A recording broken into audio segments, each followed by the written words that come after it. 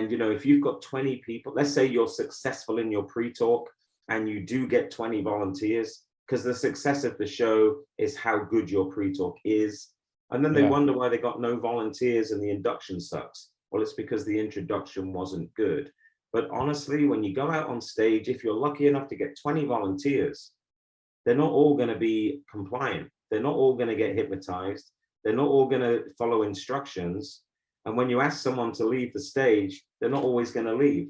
So you've got these 20 people that potentially you have these big problems with, but you can't show the audience you're having a problem on stage. So there's a lot of consideration. So one of the secrets is for your first show, I would say just for your first show, maybe your first two, have somebody backstage. I remember I was training somebody in the Caribbean, actually, and I was just at the side of the stage in case he crumbled. And he didn't crumble, he killed it. Because I'm going, at the side of the stage. And sometimes you just need that little bit of moral support. You do a casting call and you say, hey, I'm looking for 20 people to come to this place on Saturday at 1 o'clock. I'm going to need you for minimum 2 hours. I'm going to pay you $10 an hour or 20 lei, whatever. Yeah. I'm going to pay you 100 euros or whatever it might be. And I am, and you have to be careful with what you say. You say, I am rehearsing new routines for my stage hypnosis show.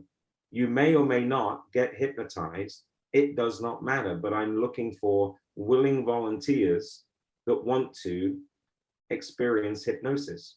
If a routine is crashing and dying and it's just for whatever reason not working, you have to extinguish it in such a way that the audience don't know that actually it's not working.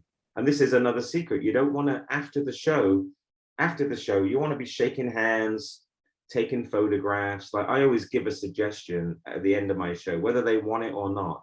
At the end of the show, you'll probably, you'll want to, and you have to, there's a fine line between arrogance and sort of suggestion, but you say, after the show, when you want to get my autograph, I will be over here next to the sales table. On the sales table, you're going to see all kinds of wonderful items on that table that's going to help you for better sleep, weight loss.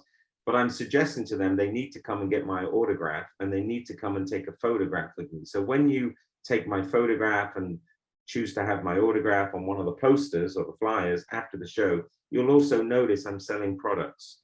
And you'll want to come to the back, So I always like to do that, but there's always somebody that you're selling something.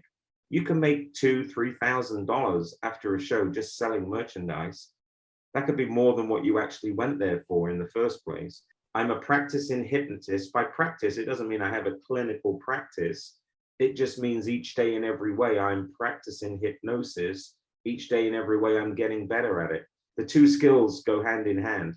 I use my hypnotherapy training and skills, and I also use my stage skills. And so when I'm dealing with a client one-on-one, like I have one right after we've finished speaking, I know that my skill set, I like to entertain them on the beginning of a hypnotherapy session. I give them a compelling and a fascinating and an interesting reason why, when we do the change work, when we do the hypnosis session, they're going to have a natural desire to succeed and win and be better today than they were yesterday. And I use my stage skills. I do magnetic fingers. I do a few things. I do a little bit of mentalism too. So especially with the online sessions, I have them think of numbers and I have them I just engage their minds so they realize something is possible. Tell them a little bit about yourself and you just become a bit more personal without boring them. So it's a quick sort of, you want to just connect with the audience as soon as you can. And then also, if you're on a stage, you need to be able to learn stagecraft. And that involves how you walk, how you talk on stage, how you gain the eye contact of the people in the balcony or the people in the front row. Because normally people don't look at the front row because they're right there and they're not going to get it. So the more it looks like a show, the more they're going to get hypnotized. So the easier it is. If your environment does not look like a hypnosis show and it just looks like a couple of chairs at the side of a bar or restaurant, it's going to be harder for you, right? Because it's like, it's easier to hypnotize somebody in Vegas. Wasn't that absolutely fantastic? I'm sure that you found a lot of information in this very short video you just saw, maybe like 4 or 5, 6 minutes, however long it was. But that is not all. You can have access to the entire presentation of this amazing speaker, plus 40 more other presentations and speakers, and you can have access for life. You can have access to the video recording, to the audio recording, to the swipe files, to the transcripts, to all of the bonuses and the special gifts that all of the speakers and presenters and also the organizers are offering in the Premium Pass package. So if you like this, if you want more, make sure to sign up below for the Premium Pass and have lifetime access to everything. I'm sure it'll be one of the best investments you've ever made in your life, in yourself, in your practice, in your health, and also with working with clients. So go ahead, click on the button below, sign up for the Premium Pass, and we'll see you on the other side.